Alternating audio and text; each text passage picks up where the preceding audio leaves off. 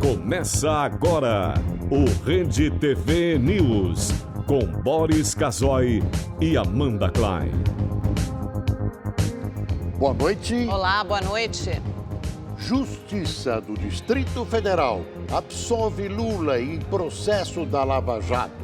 A acusação era de que ele teria tentado comprar o silêncio do ex-diretor da Petrobras, Nestor Cerveró.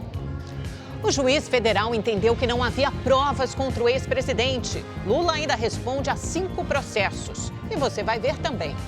Congresso aprova a Lei de Diretrizes Orçamentárias de 2019. Mas parlamentares retiram do texto a proibição do reajuste de salários de servidores públicos e da criação de novos cargos. Os 4 meses de um crime sem resposta. Manifestantes fazem homenagem a Marielle Franco e Anderson Gomes. A Anistia Internacional pede acompanhamento externo na investigação do assassinato dos dois. Na reportagem especial de hoje, um raio-x da homofobia no Brasil. 445 lésbicas, gays, bissexuais, travestis ou transexuais foram assassinados só no ano passado. E no esporte, a expectativa da chegada de Cristiano Ronaldo na Juventus da Itália. E a apresentação do meia Arthur, ex-Grêmio, no Barcelona. Ele vai substituir outro brasileiro, Paulinho. As principais notícias do Brasil e do mundo, agora no Rede TV News.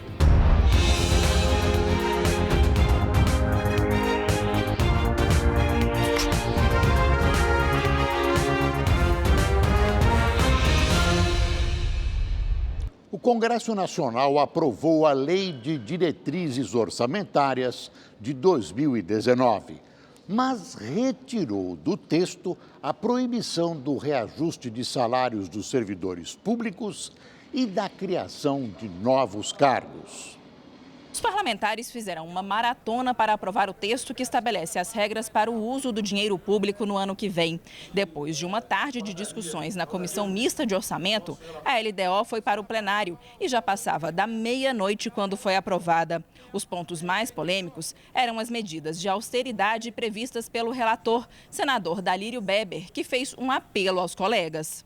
Nós não conhecemos quem vai governar o Brasil, mas com certeza conhecemos o grau de dificuldades que o novo presidente da República vai encontrar. E, portanto, a nossa LDO visa minimizar o tamanho dos problemas que o futuro governo terá. Mas não adiantou. 2 pontos importantes para as contas públicas foram derrubados: a proibição de reajustar salários de servidores públicos e de criar novos cargos, e a obrigatoriedade do governo reduzir em 5% as despesas de custeio, que são gastos com água e luz, por exemplo. A retirada da proibição de reajuste salarial por um placar de 209 a 45 foi comemorada pelos representantes dos servidores públicos, que passaram o dia pressionando os parlamentares. Não foram aprovados gastos. O que se aprovou é algo que a Constituição determina. Algumas medidas foram mantidas. De acordo com o texto, o governo não pode ampliar ou conceder incentivos fiscais e será obrigado a criar medidas para reduzir as isenções nos próximos 10 anos. Também estão previstas a proibição de reajuste do auxílio alimentação e moradia e restrições à convocação de aprovados em concurso público. Mesmo com o relaxamento das regras e com o histórico de aprovação de propostas que aumentam as despesas e diminuem a receita, o presidente do Congresso avaliou que os parlamentares colaboraram para o ajuste das contas. Eu vi hoje uma certa crítica dizendo que o Congresso Nacional aprovou refis, tirou dinheiro daqui, fez isso e lá. Todas as matérias, né, no que se refere à anistia, no que se refere ao aumento de gastos, no que se refere a refis, vieram do Executivo, não nasceram no Parlamento. Com a votação da LDO, os parlamentares saem para um recesso de 15 dias. Mas a volta, prevista para o dia 1º de agosto, não é nada promissora. Apesar de ter projetos importantes na pauta, como a privatização da Eletrobras, a proximidade das eleições deve esvaziar os plenários da Câmara e do Senado no próximo semestre. Infelizmente, o legislativo brasileiro não se dá respeito, muito menos respeita a população, o país e as suas necessidades. Sem reformas e com gastos exagerados, os senhores parlamentares estão inviabilizando o próximo governo e o próprio país. No meio da crise que estamos vivendo, anistiar multas dos caminhoneiros que chantagearam o país e agora propiciar esse aumento ao funcionalismo e a criação de cargos é uma tremenda irresponsabilidade, uma irresponsabilidade astronômica. Isso é uma vergonha. As vendas no comércio varejista caíram 0,6% em maio em relação ao mês anterior. É a primeira queda no ano. Segundo o IBGE, a redução é consequência da paralisação dos caminhoneiros. Levando em conta o comércio varejista ampliado, que inclui, além de tudo, veículos, motos, peças e material de construção, o recuo foi ainda maior, 4,9%. O pior resultado desde o início da série histórica, em 2004. Já no acumulado do ano, o saldo é positivo, com alta de 3,2%. E na série sem ajuste sazonal, o comércio cresceu 2,7% em relação a maio do ano passado. Enquanto isso, a indústria dá sinais de certa recuperação. Dados de junho mostram recuperação em relação à queda de maio. Isso melhora a expectativa da economia para o segundo trimestre. O crescimento industrial importante está no papel ondulado, no transporte nas rodovias. O ministro do Trabalho, Caio Vieira de Mello, suspendeu por 3 meses qualquer tipo de procedimento relacionado à concessão de registros sindicais. Só os processos com determinação judicial serão atendidos. Um esquema de venda de facilidades para registro dentro do Ministério é investigado pela Operação Registro Espúrio, realizada pela Polícia Federal. Na semana passada, o ex-titular da pasta, Elton Yomura, alvo da investigação, foi afastado do cargo. E a febre amarela ainda continua assustando o brasileiro. Segundo o boletim divulgado pelo Ministério da Saúde, o Brasil registrou 415 mortes pela doença desde julho do ano passado. O último boletim tinha registrado 409 mortes. Ao todo, são 1.266 casos confirmados e outros 1.232 estão sendo investigados. O maior número de mortes pela doença foi registrado na região Sudeste. Desde julho do ano passado, 177 pessoas morreram da doença em Minas Gerais e 163 em São Paulo. A falta de competência e de campanhas de vacinação estão fazendo com que o Brasil ande para trás na saúde, com a volta de algumas doenças e o recrudescimento de outras que já estavam controladas. A paralisia infantil, que já era considerada erradicada, voltou a ser uma ameaça devido à baixa cobertura da vacina. E a febre amarela, também com baixa vacinação, está aí matando gente.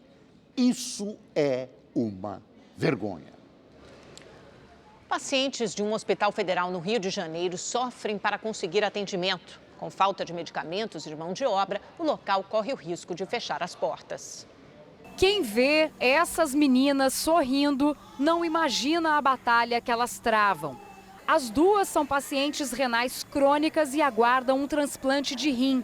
Mas as dificuldades são imensas. Cauane voltou a ser internada na semana passada por causa de uma infecção. A mãe vive aflita, porque no Hospital Federal de Bom Sucesso falta tudo. Luva de procedimento não tem, álcool 70 não tem. Estão trabalhando com clorexidina, álcool em gel, que é de você fazer asepsia na mão. Gláucia ainda sofre de epilepsia e precisa passar por um neurologista. Tentou uma consulta no próprio hospital, já que a filha está internada, mas não conseguiu nada. Já fui parar lá no prédio 4, para tentar resolver, mas até agora nada foi resolvido. Com o desabastecimento aqui no Hospital Federal de Bom Sucesso, os transplantes renais podem parar. Isso porque os pacientes transplantados precisam receber uma substância chamada timoglobulina. Os pedidos estão sendo feitos desde fevereiro. A substância até chegou, mas em pequena quantidade. Essa quantidade de medicamento dá para fazer um transplante só. Thaís conhece bem as limitações do hospital. Ela precisa fazer uma cirurgia para implantar uma fístula, uma espécie de canal que facilita a realização da hemodiálise. A espera já dura 1 ano. A mãe não sabe mais o que fazer. Nesta terça-feira, a filha teve alta, mas não há previsão para tal cirurgia. Os médicos não querem atender, diz que não tem plantonista, diz que não tem cirurgião, porque foi o que aconteceu semana retrasada com a Thaís. Thaís chegou aqui no hospital lavada de sangue e nenhum cirurgião atendeu. Hoje, os funcionários do hospital fizeram um protesto por melhorias nas condições de trabalho. Faltam médicos, enfermeiros e outros profissionais para dar conta da demanda. A gente entende que a solução para esse problema é concurso público. À espera de uma solução, essas meninas vivem um dia de cada vez, na luta para sobreviver. Em nota, o Hospital Federal de Bom Sucesso comunica que as informações a respeito de possível cancelamento de procedimentos de transplantes de rins são especulativas, distorcidas e, portanto, falsas, assim como também a percepção de que o hospital atravessa algum tipo de crise. Quanto à medicação utilizada para a realização dos transplantes renais, a direção disse que a timoglobulina será entregue no hospital na próxima terça-feira. Essas explicações dos hospitais públicos especialmente, em quase todos os casos, pode fazer com que os incautos acreditem que estamos na Suíça. Mais um policial foi assassinado no Rio de Janeiro. O repórter Tony Vendramini tem mais informações ao vivo. Boa noite, Tony. Boa noite, Boris. Boa noite, Amanda. Boa noite a todos que nos acompanham. O cabo aposentado Ronald Pereira da Costa estava de moto e foi baleado no peito depois de ser abordado por 2 homens em um carro preto em Irajá, na zona norte do Rio de Janeiro. Os criminosos fugiram levando a arma do policial. Hoje, o Disque Denúncia divulgou um cartaz oferecendo uma recompensa de R$5 mil por informações que levem aos autores desse crime. Com mais esse caso, o Rio de Janeiro já soma 60 policiais mortos violentamente somente este ano. Do Rio de Janeiro, ao vivo, Tony Vendramini para o Rede TV News. A Polícia Civil prendeu 2 homens que operavam uma espécie de drive-thru de venda de drogas na zona sul de São Paulo. A operação foi comandada pelo Garra e acompanhada com exclusividade pela equipe do programa Operação de Risco. Foram semanas de investigação e horas de gravações. Policiais acompanharam a rotina de um dos principais pontos de venda de drogas de São Paulo, localizado próximo à Avenida Jornalista Roberto Marinho, na comunidade conhecida como Palmares. Nas imagens, usuários de traficantes aparecem circulando livremente. O movimento é intenso. Neste vídeo, um homem aparece a pé. Ele faz o sinal de que quer comprar a droga. O olheiro libera o usuário, mas antes ele é revistado pelo grupo. Em seguida, ele paga, recebe a droga e vai embora. Já nesta outra imagem, a droga é entregue a um usuário que passa num carro branco. A venda é rápida. O mesmo é feito quando um motociclista aparece. Os traficantes parecem não se incomodar. Contam o dinheiro na rua e entregam a droga sem pressa. As cenas se repetem diversas vezes ao dia. O movimento constante de carros e motocicletas apelidou o local de drive-thru da droga. Com o fim das investigações, os policiais desencadearam uma operação para prender os traficantes que aparecem nas imagens. Os traficantes são surpreendidos pelos policiais do Garra e correm para dentro da comunidade. Durante a fuga, os criminosos dispensaram a droga. Na ação, 2 homens foram presos: Samuel Henrique Sena dos Santos e Anderson Alarcon. Ambos aparecem nas imagens exibidas no início da reportagem. Samuel, de 20 anos, é quem entrega a droga ao motociclista. Já Anderson é o olheiro que também aparece nessas imagens falando ao celular. Anderson já tinha passagens por receptação, resistência à tentativa de homicídio, além de roubo e tráfico de drogas. Os dois foram presos em flagrante e responderão por tráfico de drogas. Graças a Deus, mais uma operação bem-sucedida da Polícia Civil.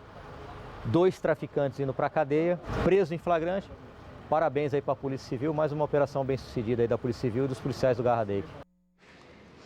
E para falar mais sobre essa operação da Polícia Civil, nós vamos ao vivo conversar com a repórter Estela Freitas, em São Paulo, que está com o delegado Mário Palumbo, que comandou esta ação. Boa noite, Estela. Boa noite também ao delegado. Boa noite, Amanda. Boa noite a todos. O delegado Palumbo vai trazer mais detalhes agora sobre essa investigação até a prisão desses 2 traficantes. Primeiramente, boa noite, Palumbo. Há quanto tempo esse grupo agia nesse drive-thru das drogas e de que forma que a polícia chegou até eles? Boa noite, prazer falar com vocês. Nós monitoramos eles por 2 dias e visualizamos um intenso tráfico de entorpecente. Deflagramos uma operação e conseguimos prender esses 2 traficantes. Um se declarou olheiro do tráfico. O que é olheiro? É o que avisa quando a polícia chega no local. E o outro estava trabalhando efetivamente na venda de drogas. Foram 2 dias observando, mas eles já agiam há mais tempo ou não? Sim, eles estavam no tráfico há muito tempo. Um deles já tinha passagem, os 2 tinham passagem por tráfico de drogas. Um deles, quando era menor, tinha praticamente o código penal inteiro nas costas. Tinha passagem por roubo, furto, receptação, tentativa de homicídio, dano. Eles estão há muito tempo no tráfico de drogas. Apesar da pouca idade, eles são criminosos contumazes. 2 foram presos, como a gente viu na reportagem, eles tinham passagens pela polícia. Agora, nas imagens, há outras pessoas envolvidas. Sobre esses, há informações já? Sim, a Polícia Civil vem trabalhando constantemente naquela região. Já fizemos prisões anteriores e vamos fazer prisões nos próximos dias. As investigações continuam ali na mesma região? Exatamente, na mesma região, com o intuito de combater o tráfico de entorpecente. Agora, o tráfico de drogas é um crime comum em comunidades. Muitos moradores, aliás, veem isso à luz do dia, mas têm medo de denunciar. Para a sociedade poder colaborar de forma segura, como é que pode ser feito? Confiem na polícia, confiem na Polícia Civil.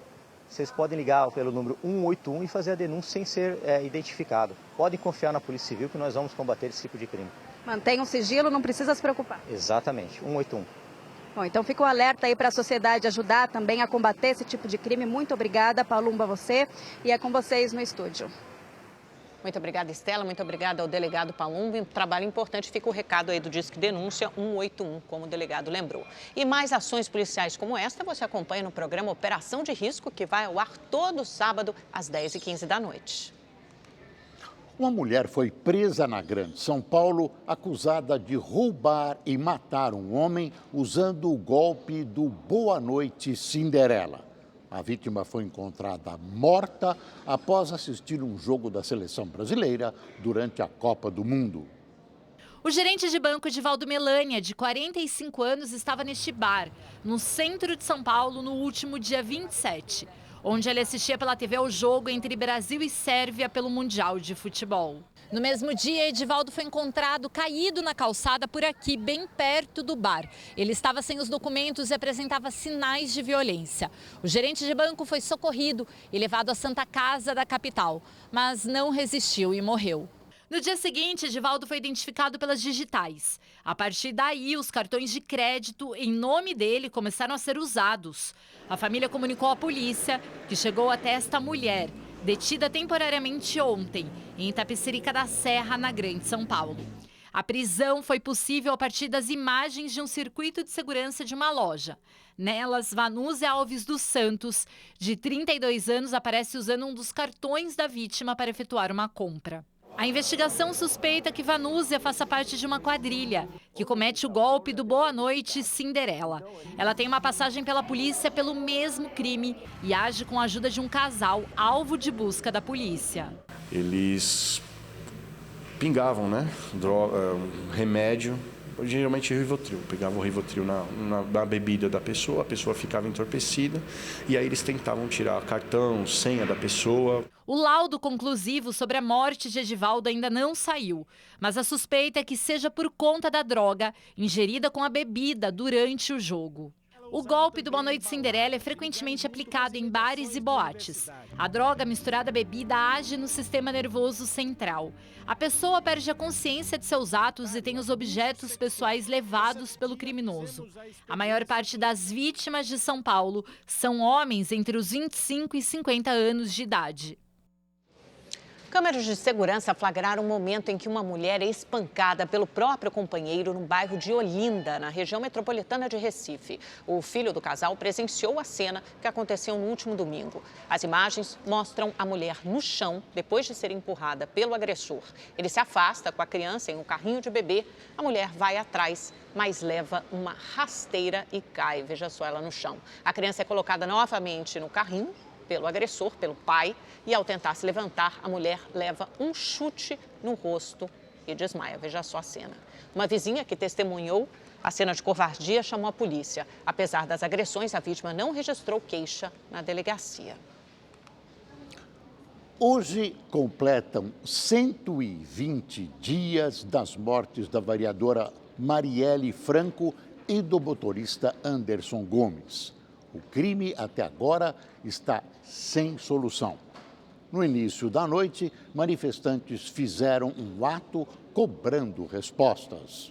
4 meses de uma pergunta sem resposta. Executada a sangue frio, mas não de repente, foram 4 tiros em mente. Uma marcha no centro da cidade reuniu dezenas de pessoas que querem saber quem matou a vereadora Marielle Franco e o motorista Anderson Gomes. Marielle perguntou, eu também vou perguntar, todos vão ter que morrer, essa guerra vai acabar. A falta de respostas para o crime e o silêncio das autoridades são considerados fatos graves pela Anistia Internacional. A entidade pressiona por mudanças na investigação do caso. Para a Anistia Internacional, uma comissão externa e independente deve investigar o caso. Que sejam pessoas especialistas no tema, peritos, juristas, que conheçam esses mecanismos, que sejam capazes de identificar se a investigação está sendo feita da forma correta ou não. E é muito importante que os membros desse mecanismo de monitoramento não tenham qualquer conflito de interesse com o caso e que não façam parte do aparato estatal. Marielle Franco foi assassinada no dia 14 de março depois de participar de um evento na Lapa, região central do Rio. O carro da vereadora foi alvejado quando passava pelo bairro do Estácio. Marielle e o motorista Anderson Gomes morreram na hora. Agentes da divisão de homicídios fizeram uma perícia no local, mas a reconstituição dos casos só aconteceu 2 meses depois. Ainda não se sabe quem são os bandidos que fugiram do local e quem seria o mandante do crime. A investigação não pode contar com imagens de câmeras de segurança da prefeitura, porque elas estavam desligadas exatamente no trecho da emboscada. Mais de 70 testemunhas já foram ouvidas. Entre elas, o vereador Marcelo Siciliano, do PHS, que chegou a ser apontado como suspeito de ser o mandante. Ele nega a participação no crime. Cansados, os pais de Marielle cobraram uma resposta dos responsáveis pela investigação. Me parece estar chegando para um ponto de uma impunidade, né? de uma estatística que a gente não vai deixar. Nem que eu vá sozinha para a rua, eu vou lutar pela vida da minha filha. Todo dia, quando eu acordo, eu faço essa pergunta. Por quê? O que a minha filha fez? O que ela falou para que eles tirassem a vida dela brutalmente, covardemente, como foi? O mistério sobre a morte de Marielle e do motorista Anderson tem projeção internacional. Os assaltos lá fora, os assassinatos lá fora, são considerados de caráter político. Desvendar esse aparente mistério e prender os autores dessa barbaridade são desafios de honra para as autoridades. O ex-presidente Luiz Inácio Lula da Silva foi absolvido em um dos processos relacionados à Operação Lava Jato. A decisão foi da Justiça Federal de Brasília. O juiz Ricardo Leite, da 10ª Vara da Justiça Federal, considerou que as provas contra Lula são insuficientes para condenação na ação penal em que ele é acusado de obstruir a justiça. Ele teria tentado comprar o silêncio do ex-diretor da área internacional da Petrobras, Nestor Severo.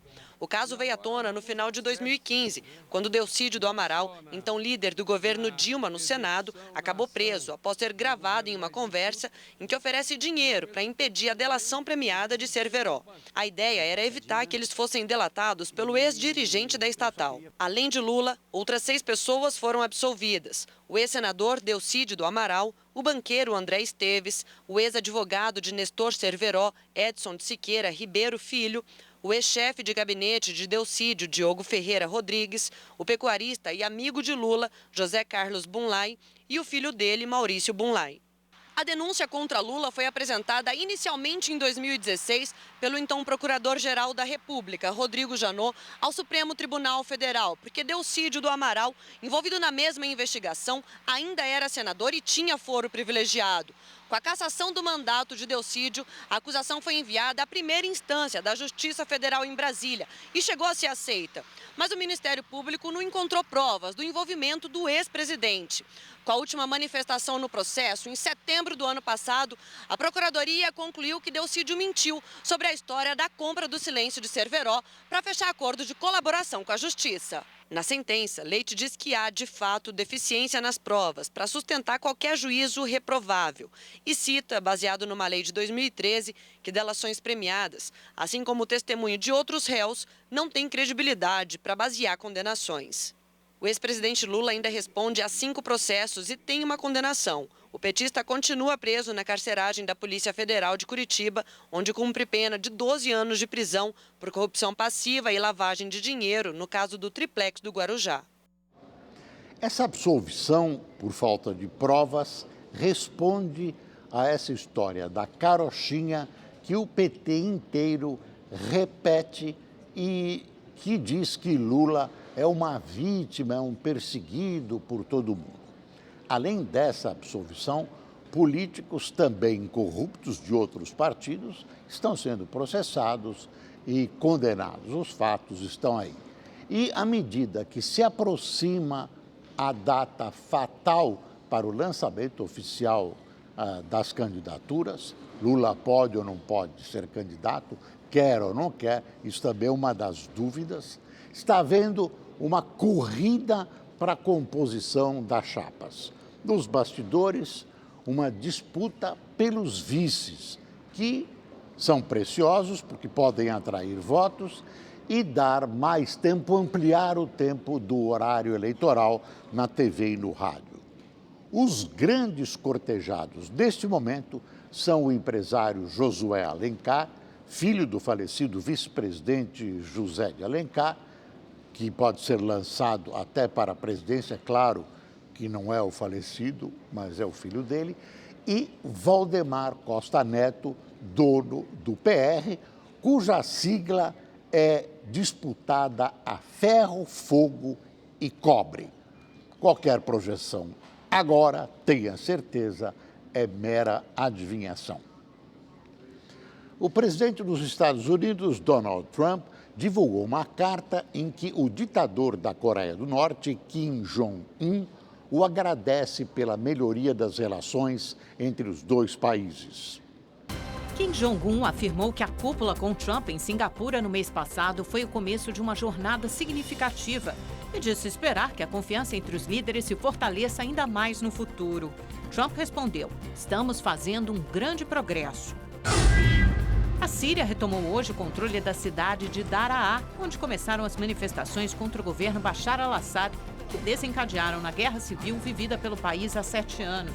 Uma bandeira foi erguida perto da mesquita que concentrou a maior parte dos protestos. Desde o início do confronto, mais de 500 mil pessoas morreram. A Justiça da Alemanha decidiu extraditar o ex-presidente da Catalunha, Carles Puigdemont, por mau uso do dinheiro público. O Tribunal Superior, porém, rejeitou a acusação de rebelião. Puigdemont comemorou a decisão e disse que derrotou a principal mentira sustentada pelo Estado.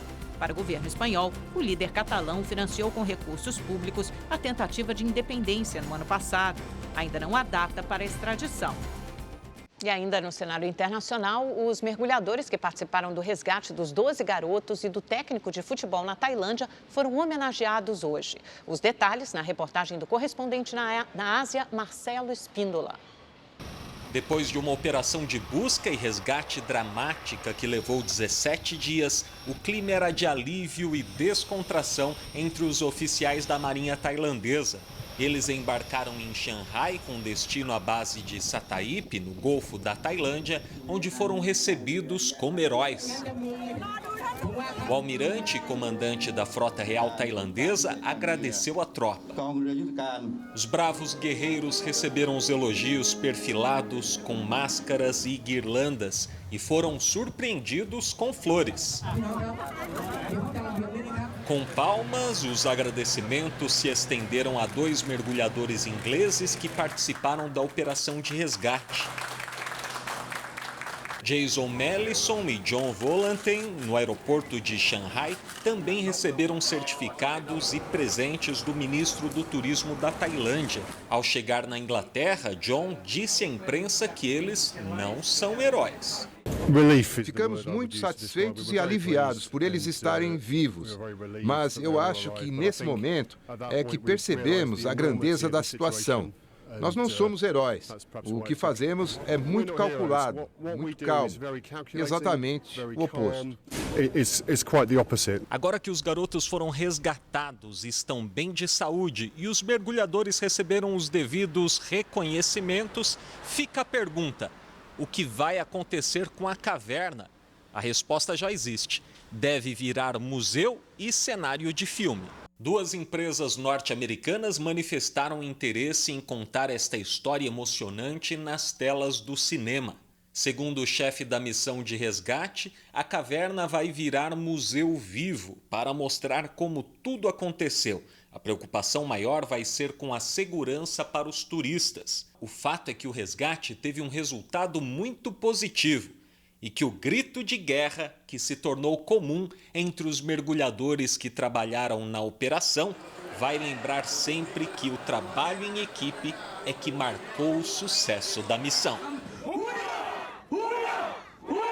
Marcelo Espíndola, de Macau, para o Rede TV News. A atriz pornô que afirma ter tido um caso com o presidente americano Donald Trump foi presa nesta quinta-feira durante uma apresentação em um clube de striptease. O correspondente Marcelo Medeiros tem os detalhes. Stormy Daniels chegou à delegacia ainda de madrugada e não quis falar com a imprensa. Ela foi levada algemada logo depois de ter sido presa neste clube de striptease na cidade de Columbus, em Ohio. A atriz pornô foi acusada de ter deixado pessoas da plateia tocarem nela enquanto fazia uma apresentação. No estado, dançarinos que estiverem nus ou seminus não podem deixar o cliente tocar neles. A polícia disse que a prisão de Stormy Daniels e outras 2 pessoas ocorreu como parte de uma longa investigação de tráfico humano e prostituição. Já seu advogado afirmou que se trata de uma armadilha feita por detetives disfarçados, com motivações políticas. A atriz foi acusada de contravenção penal e pagou $6 mil pela manhã para ser liberada. E no meio da tarde teve a acusação retirada pela Justiça de Ohio. De acordo com o juiz, apenas dançarinos frequentes da casa noturna estariam sujeitos à lei. Stormy Daniels ficou conhecida recentemente quando afirmou ter tido um caso com o presidente Donald Trump. Ela teria recebido $130 mil do advogado dele às vésperas das eleições há 2 anos para ficar calada. Hoje, a atriz processa os 2 para que o contrato assinado na época seja invalidado. Marcelo Medeiros, de Nova York, para o Rede TV News. Depois de pressionar os países membros da OTAN por mais investimentos em defesa, Donald Trump anunciou um acordo com os aliados, mas pouco depois acabou desmentido. Mais informações com o repórter Peterson Isidoro. Foi durante a coletiva no segundo e último dia do encontro dos países membros da OTAN em Bruxelas que o presidente americano Donald Trump anunciou que o compromisso continua. Por vários anos, presidentes vieram aqui e falaram sobre o gasto dos Estados Unidos. Agora tivemos um grande progresso. Todos vão aumentar o comprometimento a níveis antes nunca pensados. Segundo o norte-americano, os aliados concordaram em aumentar os gastos com defesa antes do que o esperado. Pelo acordo em vigor, os países prometeram elevar o investimento até 2024, mas Trump quer que as nações do grupo aumentem a fatia do bolo quanto antes. Só que poucas horas depois da fala de Donald Trump, o presidente da França, Emmanuel Macron, disse que o plano de aumentar os gastos com despesas militares está mantido. Ou seja, nenhum dos 29 países membros da OTAN está disposto a desembolsar mais dinheiro antes do prazo estabelecido. Este encontro nos permitiu avançar, avaliar os compromissos assumidos e o crescimento da cota europeia, conforme o planejado em 2014. Manteremos o compromisso de atingir 2% do PIB em 2024. Em meio à polêmica, Donald Trump deixou a Bélgica e chegou ao Reino Unido para a primeira visita oficial ao país, em que vai se reunir com a primeira-ministra Theresa May e com a rainha Elizabeth. Hoje, Trump e a esposa Melania jantam com May na mansão campestre de Blenheim, onde nasceu o ex-primeiro-ministro britânico Winston Churchill. Enquanto isso, milhares de pessoas se reuniram nas ruas de Londres para protestar contra o líder americano. Nesta faixa estendida pela ONG Anistia Internacional, Trump é chamado de pesadelo dos direitos humanos. Na convocação dos atos de amanhã, os manifestantes são claros. Trump, vá embora ou encare os protestos. Peterson Isidoro, de Portugal, para o Rede TV News. O presidente Trump continua bagunçando as relações internacionais. A OTAN é uma organização militar criada para conter ou enfrentar a Rússia, ou antiga União Soviética. Não tem nada com imigração ou terrorismo. Essa ameaça de sair da OTAN esboçada pelo presidente deixou vários países ex-comunistas e ex-repúblicas da União Soviética de cabelo em pé. Por exemplo, a Lituânia não esconde seu temor de uma tentativa de anexação por parte de Putin. E o exemplo é a Ucrânia, que teve um bom pedaço de seu território invadido pela Rússia e anexado sem a menor cerimônia. Hoje foi dia de apresentação no Barcelona. Mais uma jovem promessa do futebol chegou no clube para quem sabe fazer história. É o brasileiro Arthur. A nova temporada já começou para o Barcelona e começou com um brasileiro assinando contrato e sendo apresentado no time azul-grená. Arthur, ex-Grêmio, é o novo jogador da equipe da capital catalã.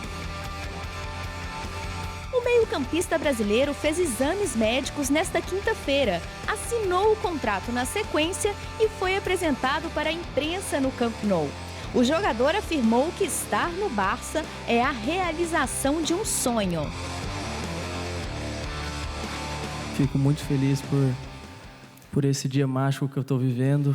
Sempre foi um sonho de criança, até antes de que eu virasse profissional. Foi um clube que eu sempre quis conhecer. E imagino minha felicidade em saber que eu vou poder jogar no Barcelona. E também recusou comparações com Xavi e Iniesta, mas afirmou que os dois são modelos para ele. Só de ser comparado a esses dois grandes jogadores, fico extremamente feliz, né? Porque não escondo de ninguém minha paixão por eles. Sempre foram dois jogadores da minha posição que eu sempre admirei. Ainda sem saber qual número irá usar, Arthur chega ao Barça para preencher um espaço do campo importante para o time catalão e com muita expectativa dos torcedores. Acho que sim, o Arthur vai encaixar na equipe do Barcelona. Eles tocam muito a bola e o que ele joga no Brasil é quase igual ao que ele vai jogar no Barcelona. Esperamos que com ele o equilíbrio na zona que jogava o Paulinho seja encontrado e acho que foi por isso que o contrataram. Arthur assinou o contrato por 6 anos até 2024. O negócio custou cerca de 31 milhões de euros e a multa rescisória é de 400 milhões de euros. Paula Otero, de Barcelona, para o Rede TV News. O Santos apresentou meia Brian Ruiz, que disputou a Copa do Mundo pela Costa Rica. Logo na chegada à Vila Belmiro, ele recebeu uma camisa de peso. O Santos apresentou nesta quinta-feira o seu mais novo reforço para o restante da temporada. O meia Brian Ruiz, que disputou a Copa do Mundo da Rússia pela seleção da Costa Rica, chega com um contrato de 2 anos. O último clube do atleta foi o Sporting de Portugal. Na chegada, o reforço mandou o seu primeiro recado à torcida santista. Claro que sei a responsabilidade que representa chegar. Sei bem a responsabilidade de representar esse time. Sei também que a equipe está bem no ataque, está bem nas defesas e precisa melhorar o meio-campo. E para essa função que estou aqui. Pelas que eu estou aqui. O meio-campista também teve passagens pelo Gent da Bélgica, PSV da Holanda e Fulham da Inglaterra. Brian foi presenteado com a camisa 10, que hoje pertence ao Gabigol. Seria isso um problema? Com respeito ao número, creio que isso não é importante, mas sim o que está à frente da camiseta, que é o escudo do Santos, e é o que temos que defender. Seja número 10, 40, 60, não é importante para mim. Claro que é uma honra vestir a camisa 10, porque a história é muito grande, mas o importante é que está à frente da camiseta. Com o pensamento de que o mais importante é o que está na frente da camisola. No Mundial, Brian Ruiz foi titular e jogou os 90 minutos nas 3 partidas da primeira fase, contra a Sérvia, Suíça e o Brasil. A data da estreia com a camisa santista vai ter que esperar um pouquinho, afinal de contas, o atleta precisa de uma boa folga pós-mundial. É algo que não é falado ainda com o É algo que não é falado com um treinador, porém penso em alguns dias, porque tive poucos dias de folga. Quero começar nas melhores condições, me manter fisicamente bem. Vou para a Costa Rica aproveitar um pouco com a família. Ficar fisicamente bem, que tenho certeza que vai ser rápido.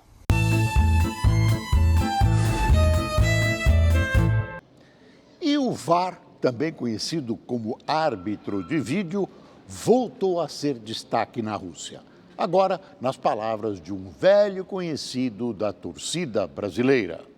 Falando em inglês, o ex-treinador Carlos Alberto Parreira, responsável pelo Tetra do Brasil em 1994, defendeu o uso do polêmico VAR. O VAR traz mais hombridade ao jogo, justiça e evolução. No começo teve um impacto nas chamadas seleções pequenas e tivemos muitas confusões. Agora está tudo certo. Todos respeitam, sabem como funciona. Quer dizer, quase. Ainda tem gente inconformada com a não aplicação do VAR nos jogos do Brasil nesta Copa. Efeito Copa. Depois de defender o Brasil no Mundial, Alisson pode trocar a Roma pelo Liverpool a qualquer momento. O preço aumentou durante a disputa do Mundial e agora o negócio pode sair por 60 milhões de euros, o equivalente a 271 milhões de reais. Alisson substituiria Karius, que falhou na final da Liga dos Campeões contra o Real Madrid. Bom, e já que já está acabando, que tal dar mais uma voltinha por Moscou? Quem apresenta uma das atrações dessa cidade cheia de novidades é nosso correspondente, Luciano Júnior. A Copa do Mundo na Rússia foi uma ótima oportunidade para o mundo não achar que aqui só tem neve. Tem muita diversão, sim, e ao ar livre. Eu estou em Moscou ainda e vou dar uma volta nesta feirinha que foi montada ao lado do metrô e tem muitas coisas interessantes. Esse carrossel nos faz voltar no tempo, coisa de filme.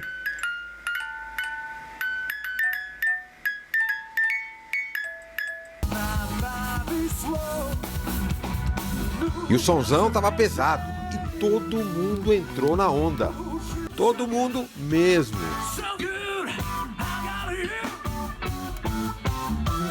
Hello, Brasília! Tem os souvenirs da Copa e, claro, as matrioscas, as típicas bonequinhas daqui. Ah, mas esse passo tá dando fome. O cheirinho da carne aqui é bom, da churrasqueira, olha só. Aqui, ó. E o churrasquinho russo é turbinado.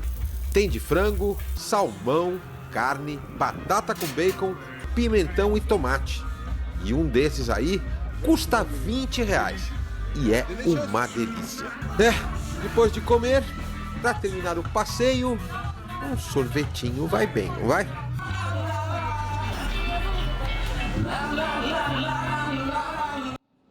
A homofobia no Brasil assusta e, pior, mata. Em 2017, 445 lésbicas, gays, bissexuais, travestis ou transexuais foram assassinados.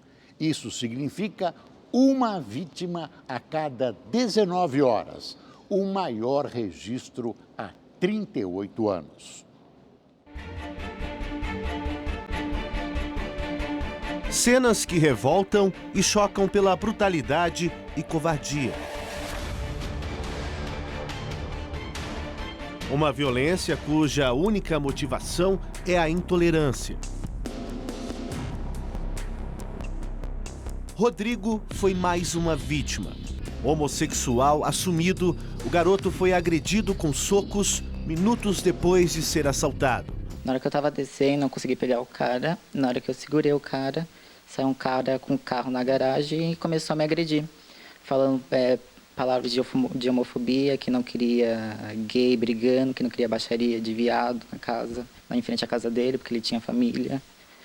E logo em seguida não lembro mais de nada, porque eu desmaiei e fui acordar no hospital.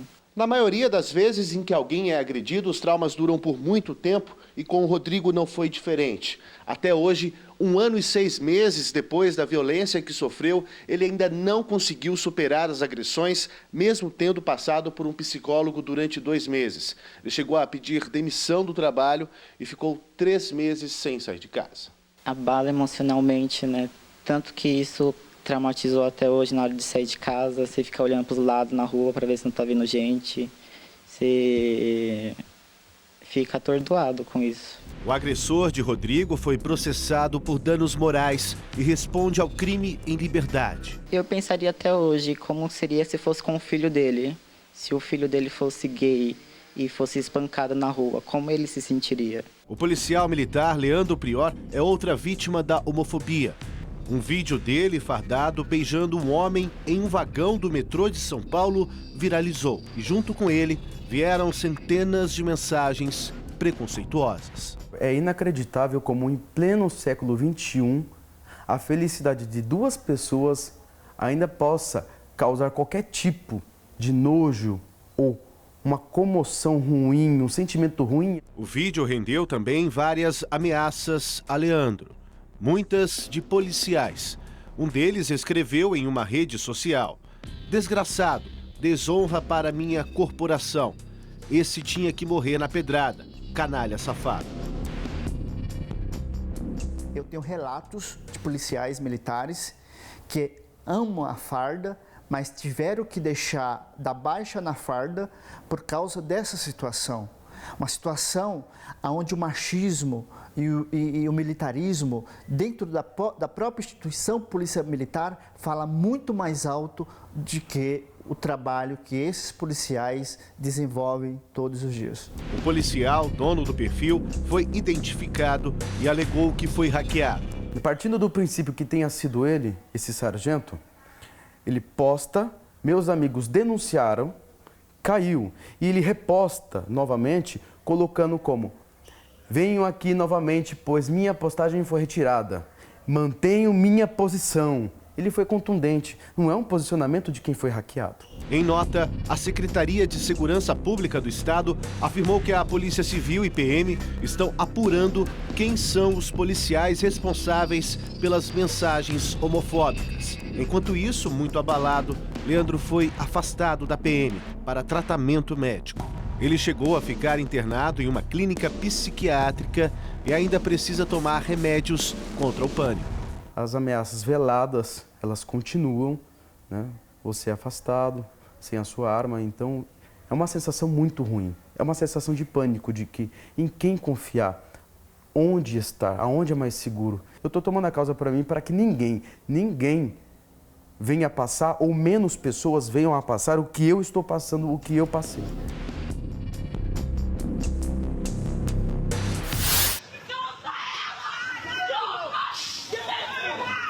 O alvo do espancamento é uma travesti. A irmã tenta ajudar, mas acaba sendo agredida também. A forte cena de violência aconteceu em Santa Cruz, na zona oeste do Rio, mas poderia ser em qualquer parte do Brasil. É o país que mais mata travestis e transexuais, né? Hoje, né, nos últimos 6 meses, a gente teve em torno de 86 mulheres trans e mulheres travestis assassinadas, né, no Brasil. 5 de junho de 2017. Carlos Henrique da Silva Mendes, de 30 anos, saiu de casa e nunca mais voltou. Quando eu vi o carro dele estava virando na esquina, eu falei assim, nossa, o Henrique nem avisou, porque toda vez que ele saía, ele não falava onde, mas ele falava que iria sair. Carlos Henrique marcou um encontro com um amante neste motel na zona oeste do Rio. Segundo a família, ele mantinha um relacionamento amoroso com um homem casado há um certo tempo. Na saída do motel, de repente, o amante deu um chute nas costas de Carlos Henrique. Ele rolou as escadas e caiu desacordado. 10 dias depois, o corpo dele foi encontrado. A polícia descobriu que o amante o colocou no porta-malas do carro e o levou até Seropédica, na Baixada Fluminense. O suspeito acabou sendo localizado, confessou o crime e está preso. Para a família, foi mais um caso de homofobia. Meu neto, nossa, era tudo para mim, menino muito bom, muito carinhoso, sinto muita falta dele. E a única coisa que eu quero é a justiça, que ele, o assassino, continua preso. Como ativista, o Gil usa muito as redes sociais para falar de assuntos polêmicos e chamar a atenção para a luta LGBT. Em alguns desabafos, as reações são preconceituosas e homofóbicas. Não é a primeira vez, nem será a última, que sou atacado por motoristas machistas, homofóbicos, ao pedalar. Os agressores, inclusive, usam a nossa sexualidade como fator de ódio para a violência. O jornalista lembra que desde pequeno era hostilizado de alguma forma e já chegou a apanhar por causa da sexualidade. Eu tinha medo de escola, porque eu sabia que eu era diferente e eu era quase que torturado por ser diferente, né? Tenho muitas marcas, inclusive, marca de corte de gilete, eu cobri nos meus olhos tem também cicatriz. Frequentemente apanhava, né? E a luta era assim, todos os dias eu pensava como sobreviver à violência que eu ia sofrer na escola e nos lugares que eu ia. De todos os tipos de preconceito, o mais difícil para o Gil foi a rejeição da família. Quando aceitou sua sexualidade, a relação com os pais e com os irmãos nunca mais foi a mesma. Foi desesperador assim no início, sabe? Porque de repente